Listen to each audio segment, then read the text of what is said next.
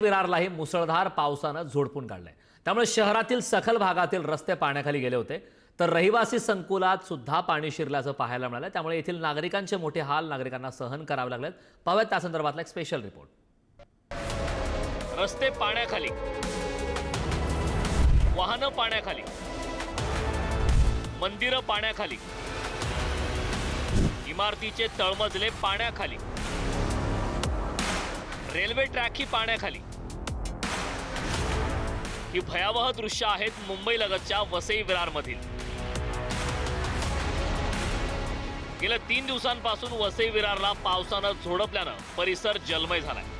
विरारमध्ये पाण्याचा अंदाज न आल्यामुळे एक युवक गटारात अडकला होता। सुदैवानं त्याचा जीव बचावला। वसई विरारमध्ये गेल्या 4 दिवसांपासून मुसळधार पाऊस सुरू आहे, त्यामुळे शहरातील जे सकल भाग आहेत ते संपूर्ण पाण्याखाली गेलेले आहेत। मी विरार रेल्वे स्थानक परिसरामध्ये उभा आहे। आपण पाहू शकता माझ्या पाठीमागे या ठिकाणी हा विरार रेल्वे स्थानकात जाणारा रस्ता आहे।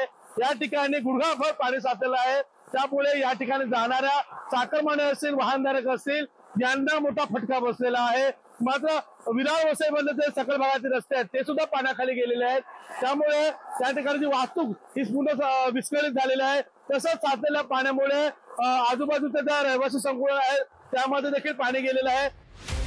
वसईच्या निर्मल गावातील चाळी छतापर्यंत पाणी पोहोचल्याचं बघायला मिळालं। पाण्याचा वेढा पडल्यानं गर्भवती महिला अडकली होती। यावेळी वसई विरार शहर महानगरपालिकेच्या अग्निशमक दलाचे जवान मदतीसाठी धावले। या महिलेला सुरक्षित रेस्क्यू करून रुग्णालयात पोहोचवलं। वसईच्या मोरी गावात महिला पोलिसांना अधिकाऱ्यांना मोठं धाडस दाखवलं। सहाय्यक पोलीस निरीक्षक मनीषा पाटलांनी कमरेभर पाण्यात जाऊन 2 लहान मुलांचा जीव वाचवला। या 2 लहान मुलांना आपल्या कडेवर घेत त्यांना सुखरूप बाहेर काढलं।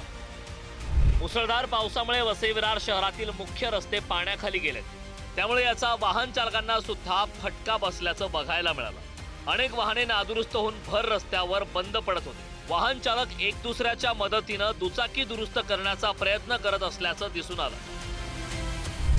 लोक जी स्टेशनवरून जात आहेत घरी त्यांच्यासाठी वाहतुकीची व्यवस्था, ट्रॅक्टरची व्यवस्था केली नावासोबरवाने विरारून।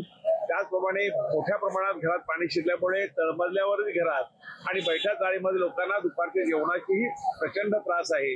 मी जीवदानी मंदिर ट्रस्ट यांना विनंती केली, श्री प्रदीप तेंडुलकर यांना ट्रस्टच्या माध्यमातून त्यांना जेवणाचा पुरवठा होत आहे। खरं तर मुंबई जलमय होणं ही नवी गोष्ट नाही, पण आता लगतचे शहरही पाण्याखाली जाऊ लागले। दिवसेंदिवस वाढतं नागरीकरण, बेसुमारपणे उभ्या राहत असलेल्या इमारती, त्यासाठी आजूबाजूचे डोंगर पोखरून काढणे ही यामागची कारणं आहेत। परिणामी वसई विरार हे शहर धोकादायक वळणावर येऊन ठेपलंय। विपुल पाटील, पुढारी न्यूज, वसई विरार।